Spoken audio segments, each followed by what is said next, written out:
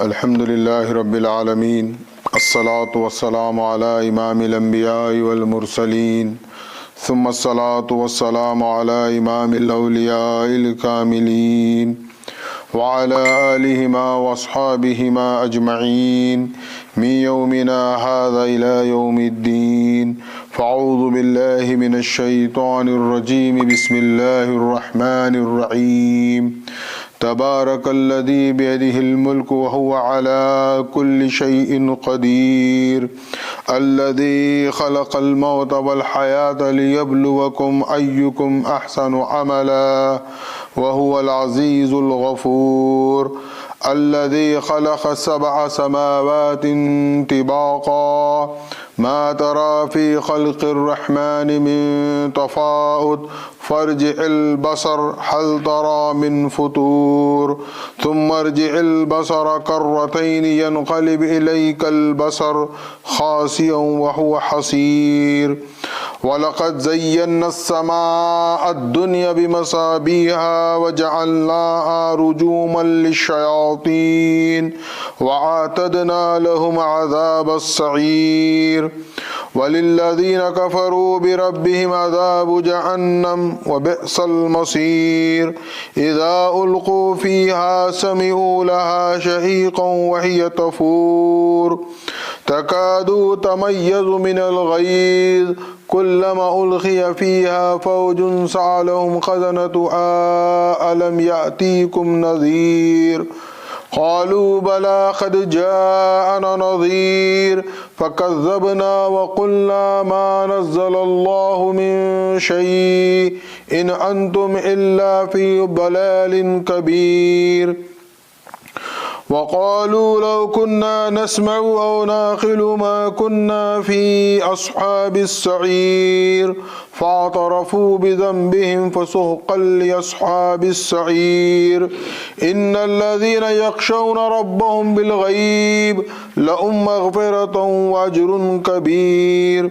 وأسروا قولكم أو اجهروا به إنه عليم بالذات الصدور. ألا يعلم من خلق وهو اللطيف الخبیر. صدق اللہ العظیم. سورہ ملک کی جن آیات کی تلاوت کا شرف حاصل کیا گیا ہے یہ اس سورہ مبارکہ کے پہلے رکوع کی آیات ہیں.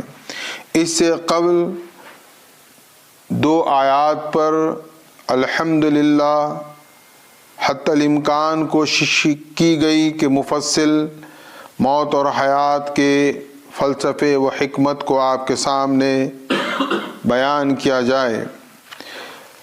آیت نمبر 3 میں پروردگار عالم ارشاد فرما رہا ہے الذی خلق 7 سماوات طباقا.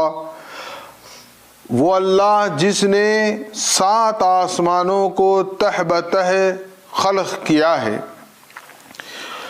اب 7 آسمان کا جو ذکر پروردگار عالم قرآن مجید میں اس سورہ مبارکہ میں یا مزید آیات میں بیان فرمایا ہے یہ دراصل یہ پورا موضوع یہ پوری ٹاپک علم فلکیات سے متعلق ہے. دنیا آج فزکس میں جتنی ترقی کی ہے اس کے باوجود بھی ابھی کوئی حتمی طور پر فزکس کا علم اس مقام پر نہیں پہنچا جو اس کی حقیقت کو بیان کر سکے یا حقیقت تک پہنچ سکے. لیکن بحیثیت مسلمان ہمارا ایمان و یقین ہے کہ اللہ رب العزت نے 7 آسمانوں کو خلق کیا ہے پیدا کیا ہے. اور یہ 7 آسمان جیسا کہ یہ آیت میں اللہ فرما رہا ہے ایک پر ایک طبق در طبق ہے یعنی بہت سسٹم کے ساتھ اللہ نے 7 آسمانوں کو خلق کیا ہے. اب اس کے ساتھ ساتھ پروردگار عالم بنی نوع انسانوں کو دعوت فکر دیتے ہوئے فرما رہا ہے ما تری فی خلق الرحمن من تفاوت کہ تم دیکھو گے یا دیکھتے ہو کہ اللہ نے جو خلق کیا ہے جو تخلیق فرمائی ہے اس میں کسی قسم کا کوئی فرق نہیں ہے. تفاوت دراصل فوت سے ہے، یعنی آپ کو اس میں کوئی ایسی شے نظر نہیں آئے گی جو ایک نہ ہو، بلکہ سب ایک ہے۔ اب ہمارے ذہن میں یہ سوال پیدا ہوگا کہ ہر خلق کا، ہر چیز کا الگ الگ معاملہ ہے۔ ہم انسان سے شروع کرتے ہیں کہ ایک انسان دوسرے انسان سے نہیں ملتا، اگر جڑواں بھی بچے ہو جائیں تو یہاں تک کہ وہ آپس میں نہیں ملتے، اگر بعض کی صورتیں ملتی ہوں گی تو ان کے جو فنگر پرنٹس ہیں وہ آپس میں نہیں ملتے۔ ہر ایک کو اللہ نے الگ الگ انداز سے پیدا کیا ہے۔ یہ صرف ہم اپنے آپ پر غور کریں تو یہ چیز سمجھ میں آتی ہے۔ پھر آپ جانوروں میں دیکھیں گے، حیوانات میں دیکھیں گے، پھر یہ گیلیکسی میں آپ دیکھیں گے کوئی سیارہ بڑا ہے، کوئی چھوٹا ہے، ایک الگ الگ ہے۔ پھر اللہ فرما رہا ہے کہ فرق نہیں ہے، دراصل جو بظاہر نظر آ رہا ہے اس میں فرق ہے، لیکن جو اس کا میزان ہے، جو اس کا نظام ہے، اس میں ذرہ برابر فرق نہیں ہے۔ جیسا کہ سورہ رحمان میں اللہ نے فرمایا کہ ہم نے زمین و آسمان کو ایک میزان پر پیدا والسماء رفعها ووضع الميزان، ہم نے آسمان کو میزان پر پیدا کیا، یعنی یہ میزان ہے دراصل پورے گیلیکسی کی ایک سسٹم کی بات اللہ فرما رہا ہے کہ یہ ایک سسٹم پر ہے، اس میں کوئی فرق نہیں ہے۔ اور یہ تمام سیارے، آج علم فلکیات یہ بات کہتی ہے کہ اگر اس میں بال برابر بھی فرق ہو جائے تو ایک سیارہ دوسرے سیارے میں دھس جائے گا، یہ دنیا کا پورا نظام، گیلیکسی کا نظام تہس نہس اور برباد ہو جائے گا۔ لیکن اس نظام کو کس نے بنایا ہے؟ اللہ رب العالمین نے، اور اس میں کوئی فرق نہیں ہے۔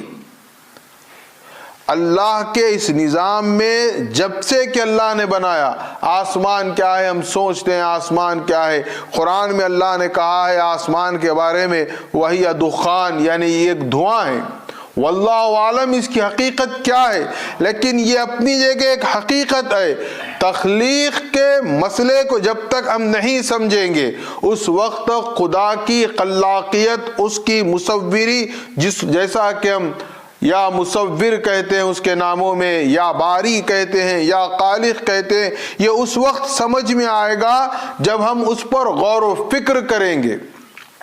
نہیں بس پیدا ہوئے ہیں، زندگی گزار رہے ہیں، ختم ہو جائیں گے تو ٹھیک ہے، لیکن اللہ قرآن کے ذریعے اذہان انسانی کو جھنجھوڑ کر دعوت فکر دے رہا ہے کہ تم غور کرو ہم نے کیسے اس دنیا کو بنایا۔ اس سے قبل بھی میں نے یہ بات کہی تھی کہ دو چیزیں ہیں، ایک ہوگا ابداع، ایجاد، تکوین، یہ ایک ہی ہے، اس میں وقت کا کوئی معاملہ نہیں ہے، کوئی ٹائم پیریڈ نہیں ہے اس میں۔ ابداع، ایجاد، تکوین، اذا امرہ اذا اراد شیئا فیقول لہ کن فیکن، جب اللہ چاہتا ہے، ارادہ فرماتا ہے، کن فیکن، جب وہ کہتا ہے ہو جا تو ہو جاتا ہے، اس میں ٹائم کا کوئی سسٹم نہیں ہے۔ ابداع اور ایجاد و تکوین میں وقت نہیں ہے، یہ وقت سے پہلے کی بھی بات ہے۔ لیکن جب بات خلق کی آتی ہے، قرآن اس خوبصورتی سے بیان کرتا ہے کہ خلق میں وقت لگتا ہے۔ خلق کے لیے میں نے اس سے قبل بھی یہ بات کہی کہ ابداع و ایجاد ہو گیا، بغیر شے کے کوئی شے وجود میں آ جائے۔ خلق اس کو کہیں گے جو پہلے شے موجود ہے اس کو آپ نے دوبارہ دوسرے انداز سے پیدا کیا۔ مثال کے طور پر یہ لکڑی کا ڈائس ہے، یہ پہلے لکڑی کا تختہ تھا، یہ ڈائس اس کو بنایا گیا تو کیا ہوا، یہ ڈائس کو خلق کیا گیا ہے۔ تو یہ خلق اور ابداع میں فرق ہے، اس لیے اللہ قرآن میں جب زمین و آسمان کی تخلیق کی بات کرتا ہے تو خلق السماوات والارض فی ستۃ ایام فرماتا ہے۔ آپ نزاکت کو غور کریں کہ خلق کا وہاں پر اللہ نے ذکر کیا، یعنی اللہ نے زمین و آسمان کو 6 دنوں میں پیدا کیا۔ اب اس سے ہم اپنے یہ 24 گھنٹے کے دن پر اطلاق نہ کریں۔ اللہ کے پاس اللہ خود فرماتا ہے قرآن میں کہ ایک دن ہمارا جو ایک دن ہے اس کی تو کوئی حیثیت نہیں ہے. اللہ کے پاس ہمارے 50,000 سال کا ایک دن بنتا ہے یا 1,00,000 سالوں کا ایک دن بنتا ہے. تو اب ہم اس کو صرف مان سکتے ہیں وہ ٹائم پیریڈ کتنا لگا ہوگا 7 آسمانوں کو بنانے میں، یہ تمام چیزوں کو آہستہ آہستہ. اسی لیے کیا ہے دیکھیے آپ کہ سب سے پہلے اللہ نے کائنات کی ایک اپنی تاریخ ہے. علم سائنس بھی اس کو قبول کرتا ہے، یہ سائنس سے نہیں ٹکراتی اور سائنس اس کی تصدیق کرتا ہے. لیکن ہمارا ایمان دین پر ہے، ہمارا ایمان اللہ کے کلام پر ہے، ہمارا ایمان رسول اللہ کے ارشاد مبارک پر ہے. یہ کچھ نہیں تھا دنیا میں، کوئی چیز کا آپ تصور نہیں کر سکتے، صرف اور صرف ذات خداوندی، اللہ کا نور. اس نور نے جب چاہا تو اس نے اپنے نور سے ایک نور پیدا کیا. اب پھر اسی نور سے پھر فرشتے پیدا ہوئے، ہماری ارواح. اب یہ جو پیدا ہو رہے ہیں اس پر آپ خلق کا اطلاق کریں گے، لیکن جو کن فیکن ہے اس پر آپ خلق کا اطلاق نہیں کریں گے. اب اللہ نے اپنے نور سے ایک نور پیدا کیا، اب اس نور سے سب پیدا ہو رہے ہیں، فرشتے، انسانوں کی ارواح، یہ تمام گلیکسی، تمام چیزیں یہ نور میں اسپارکس ہو رہے ہیں اور آہستہ آہستہ یہ بڑھتے جا رہا ہے، پھیلتے جا رہا ہے. سائنس بھی اس کو تسلیم کرتا ہے کہ دھماکے ہوئے انرجی کے ان کی اپنی اصطلاحات ہیں، لیکن یہ بات دین کے خلاف نہیں ہے. دین بھی کہتا ہے کہ پہلے کچھ نہیں تھا، خدا نے اپنے نور سے ایک نور ایجاد کیا، ابداع کیا، اس سے پھر یہ ساری کائنات کی رونقیں، یہ کہکشائیں خلق فرمائی. اب اللہ دعوت دے رہا ہے کہ اس میں اس کی جو بیلنس ہے اس میں کوئی آپ فرق نہیں دیکھیں گے. فرج البصر، تم ایک بار دیکھ کر کیا سوچتے ہو؟ اللہ دعوت دے رہا ہے پھر دیکھو، پھر دیکھو یعنی پھر غور کرو. حل ترى من فطور، تم دوبارہ دیکھو گے پھر بھی اس میں فطور، یعنی ہم عید الفطر منا کر یہاں تک پہنچے ہیں. افطار ہم جیسا کہتے ہیں رمضان میں افطار کرنا ہے. افطار کے معنی کیا ہے؟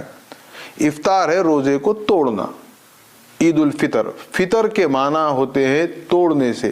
عربی زبان کی ایک خوبصورتی ہے، اگر اس کی لنگوسٹک آپ پڑھیں گے تو اندازہ ہوگا. فا سے جو بات شروع ہوتی ہے اس کا جو مادہ معنی جو مشتق ہوتا ہے وہ اصلاً پھاڑنے کے، توڑنے کے ہیں. مثال کے طور پر افطار ہو گیا، ہم سمجھ جائیں. فلق کہتے ہیں، فلق کے معنی بھی ہیں پھاڑنا. کہاں سے شروع ہوا؟ فے سے. تو یہ عربی لنگوسٹک کی ایک نزاکت ہے کہ جو فے سے کلمہ شروع ہوتا ہے اس کے معنی ہوتے ہیں توڑنا، پھاڑنا، چیرنا. یہ تمام معنی انہی الفاظ سے نکلتے ہیں. سورہ قاف میں اللہ فروج فرماتا ہے، فروج کے معنی بھی ہیں پھاڑنا. اور یہاں ہے معنی، یہاں لفظ اللہ نے استعمال کیا فطور. حل ترى من فطور، یعنی اس میں تم کوئی دراڑ نہیں دیکھو گے، اس میں کوئی چیر پھاڑ نہیں دیکھو گے. ایک سسٹم ہے، منظم ہے، اس میں نہ کوئی پھٹی ہوئی کوئی چیز ہے نہ کوئی چیز ہے، بلکہ یہ سالم چیز ہے. ثم ارجع البصر کرتين ينقلب اليك البصر خاسئا وهو حسير. پہلے کیا فرمایا؟ فرج البصر، ایک بار دیکھے تھے، پلٹ کر پھر دیکھو، پھر غور کرو. پھر فرمایا ثم ارجع البصر کرتين ينقلب. کرتین کے معنی 2 مرتبہ دیکھو نہیں ہے، بار بار دیکھو. کتنا دیکھنا ہے دیکھو، دیکھ کر غور کرو. حاصل کیا ہوگا؟ ہم غور کرتے رہ جائیں گے. الیک البصر خاسئا وهو حسیر، لیکن ہماری نگاہیں تھک جائیں گی، ہم اس میں کوئی خامی نہیں نکال سکتے. ہم یہ ہرگز نہیں کہہ سکتے سورج ایسا ہونا تھا، چاند گول ہے، چاند ریکٹینگل ہونا تھا. یہ ہم اگر ایسی باتیں کر رہے ہیں تو یہ ہمارا ذہنی دیوالیہ پن ہے. اس کے علاوہ کچھ نہیں ہے. اللہ نے ہر شے کو اس کے اپنے مقام پر رکھا, اس کو اپنی شکل اپنی صورت پر رکھا ہے. آپ اس میں ذرہ برابر نقص نہیں نکال سکتے. کوشش کرنا تو دور کی بات ہے, آپ بات نہیں کر سکتے نہیں یہ غلط ہے, یہ ایسا ہونا. ہم اکثر کرتے ہیں بہت ساری چیزوں میں, یہ ایسا ہوتا تو اچھا تھا, ویسا ہوتا تو اچھا تھا. ہمیں کیا پتا کیا چیز اچھی ہوتی تھی؟ ہمارے رب کو معلوم ہے, ہمارے خدا, ہمارے پالنہار رب العالمین کو معلوم ہے. اس نے جس ہزاروں سال کروڑوں سال سے یہ دنیا کا نظام اسی نظام پر چل رہا ہے, کبھی کہیں کر فرق نہیں آتا. اور اگر کبھی آپ تھوڑی سی چیز پر غور کریں, میں ایک چھوٹی سی مثال دیتا ہوں تاکہ ہم نظام قدرت پر اعتراض نہیں کر سکتے, اور نظام قدرت میں ہم مداخلت کرتے ہیں تو آپ دیکھیں اس کے نتائج بڑے خطرناک آتے ہیں. اللہ نے ہمارے جسم کا ایک نظام بنایا, ہم اچھے خاصے ہیں, ٹھیک ہے. اب اچھے خاصے جا کر اگر کوئی چیز کی, ہمارے کوئی آرگن کی سرجری کرا لے, آپ یقین مانیے وہ جو ہماری حیات کی جو زندگی ہے وہ تو اللہ نے جتنی مقرر کر رکھی اتنی ہی ہونے والی ہے. ایک لمحہ زیادہ نہیں, ایک لمحہ کم نہیں, لیکن وہ سسٹم میں جو ہم انٹرفیئر کرے ہیں, پورا ہمارا سسٹم باڈی کا, ہماری صحت کا تہس نہس ہو جاتا. بہت ساری چیزیں ہیں, آپ اطراف اپنے غور کرتے جائیے. کائنات تو بہت دور کی بات ہے, آپ خود پر غور کریے جو اس نے نظام دیا ہے. کوئی بھی چیز میں لے لیں آپ, کوئی بھی ایک اس کا نظام ہے. آپ کو ایک خاص بات بتاتا ہوں میں, ہو سکتا ہے آپ میری بات سے اتفاق کریں, بات آپ کو سمجھ میں آئے. آج دنیا میں کینسر کا مرض ایک ایسا مرض ہے بہت تیزی سے عام ہو رہا ہے. اس مرض میں بھی خاص طور پر خواتین کو بریسٹ کینسر ہو رہا ہے. اب کیوں ہو رہا ہے بریسٹ کینسر؟ تمام اسبابوں میں یہ سائنسی علوم میڈیسن اس نتیجے پر پہنچی ہے کہ خواتین لیڈیز کو بریسٹ کینسر ہونے کا سب سے بڑا ریزن یہ ہے کہ یہ ڈیلیوری کے بعد اپنا دودھ اپنے بچوں کو نہیں پلا رہی ہے. اللہ کا نظام تھا, اللہ نے وہ بچے کی غذا ماں کی چھاتی میں بھیجی. اب ماڈرن زمانے میں اس کو ایک معیوب بات سمجھ رہے ہیں کہ فیڈنگ کرنا, اب ڈبے پہ چلے گئے تو کیا نتیجہ نکلا؟ نظام قدرت میں ذرہ برابر مداخلت کیے ہیں, اس کا نتیجہ آ رہا ہے. ایسا نہیں ہے نتیجہ نہیں آئے گا. آپ دیکھ لیں, آپ سرچ کر لیں, خواتین میں سب سے زیادہ بریسٹ کینسر ہے. اب آپ مردوں میں نہیں ہوتا وہ بھی غور کریے, کبھی آپ گوگل آپ کے پاس ہے, آپ سرچ کریے. ایک مثال دے کر بتا رہا ہوں میں, نظام خداوندی میں مداخلت کیا ہو جاتی ہے. یہاں ایک لطیفہ میں کہنا چاہتا ہوں, ہو سکتا ہے یہ لطیفہ بھی ہو اور حقیقت بھی ہو. ایک اس میں حکمت ہے. دیکھیے آپ, بچہ جب ماں کی چھاتی سے دودھ پیتا ہے تو وہ اس کے ساتھ ماں کا پسینہ بھی پیتا ہے. تو جب تک بچے ماں کا دودھ پیتے تھے, بچے ماں سے لگے ہوئے تھے, ہر جگہ ماں سے بچے چمٹے ہوئے رہتے تھے. اب آپ دیکھ لیجئے, بچے ماں سے چمٹے ہوئے نہیں ہیں, باپ سے چمٹے ہوئے ہیں.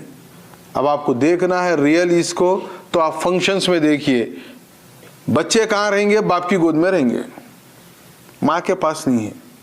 کیوں؟ وہ ڈبے کا دودھ کا اثر ہے. وہ باپ محنت کر کے ڈبہ لایا تو بچوں کا بھی کیا ہوا, نیچرلی طور پہ اٹیچمنٹ چینج ہو گیا. آپ غور کریے محفلوں میں, پہلے کوئی مرد آدمی کے پاس اس کی گود میں اس کے پاس کوئی چھوٹا بچہ نہیں ہوتا تھا. اب جتنے آپ دیکھ لیں گے سب بچے باپ کے پاس ہے. اب ماں آزاد ہے. اب یہ جوگ ہے نہیں پتہ نہیں, یہ حقیقت ہے, آپ خود فیصلہ کریں.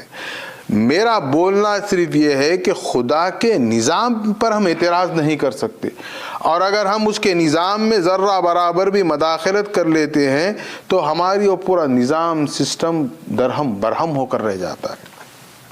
اور اللہ دعوت دے رہا ہے کتنا غور کرتے کرو، جتنا غور کرنا ہے کرو، کیا ہوں گے، آنکھ تھک جائیں گی ہماری، لیکن ہم اس کی حقیقت تک بھی نہیں پہنچ سکتے۔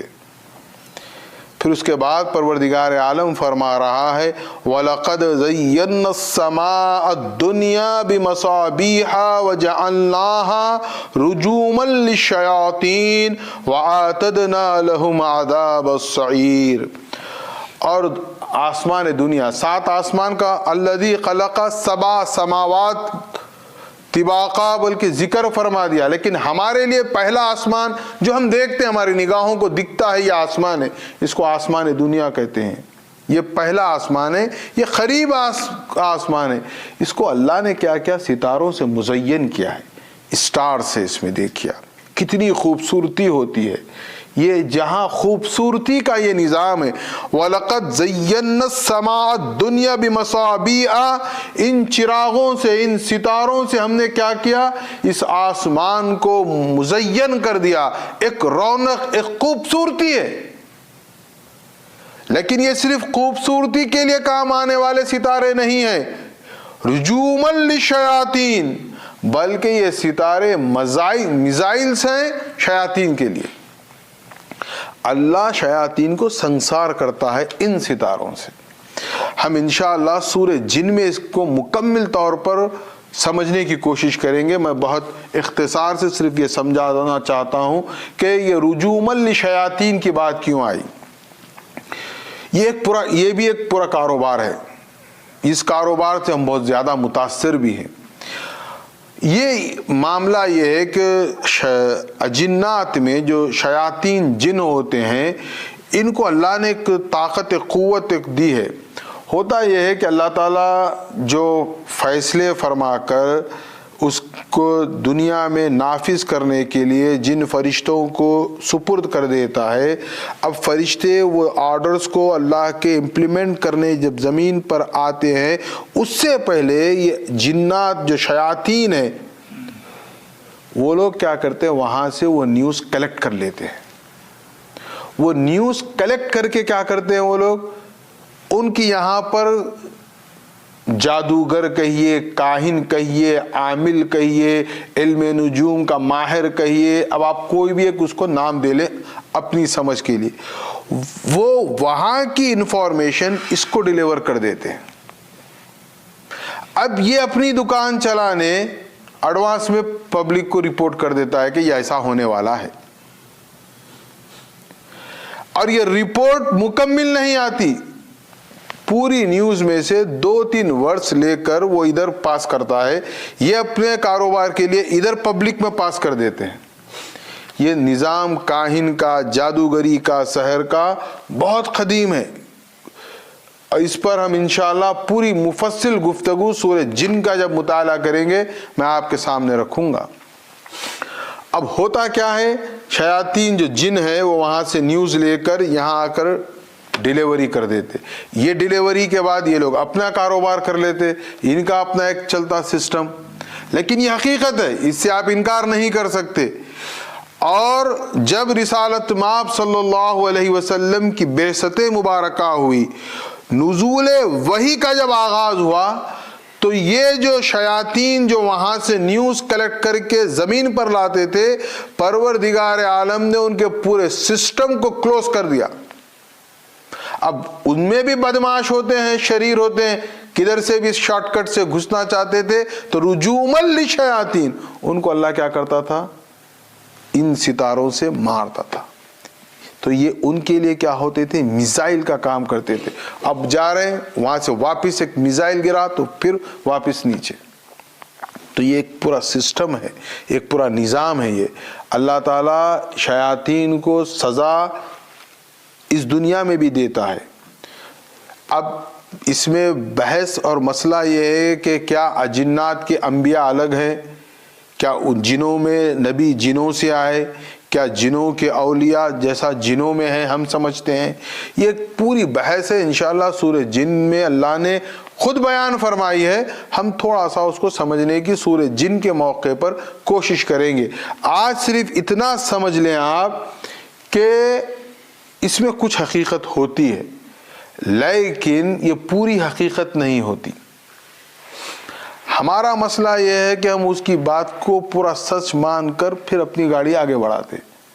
اللہ تعالیٰ کیا کرتا ہے، ایسے شیاطین ہیں، اب ان کے اپنے کاروبار کی اپنی اپنی اصطلاحیں ہیں، کوئی اس کو جن کہہ دیتا ہے، کوئی موکل کہہ دیتا ہے، کوئی اسٹارز کے بات کر دیتا ہے۔ اب آپ دیکھیں پورا آج کا سوشل میڈیا بھرا پڑا ہے ان چیزوں سے، ایسٹرولوجیوں سے، اور نوجوان بچے خاص طور پر بے انتہا متاثر ہو کر اس کو فالو بھی کرتے ہیں، لیکن بحیثیت مومن جو فالو کرنا ہے وہ ہے اللہ کی کتاب، اس کے بعد صبح ہے۔ اور اس کو اگر کوئی ایک مرتبہ سمجھ جائے گا تو اس کی بھی کتنی حقیقت ہے، اس کی کتنی یوز ہے، وہ بھی سمجھ میں آئے گا۔ اب اس کے بعد اللہ فرماتا ہے وَآتَدْنَا لَهُمْ عَذَابَ السَّعِيرِ۔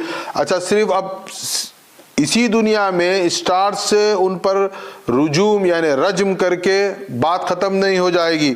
وَآتَدْنَا لَهُمْ عَذَابَ السَّعِيرِ، آخرت میں تو ان کے لیے اور بڑا عذاب ہے۔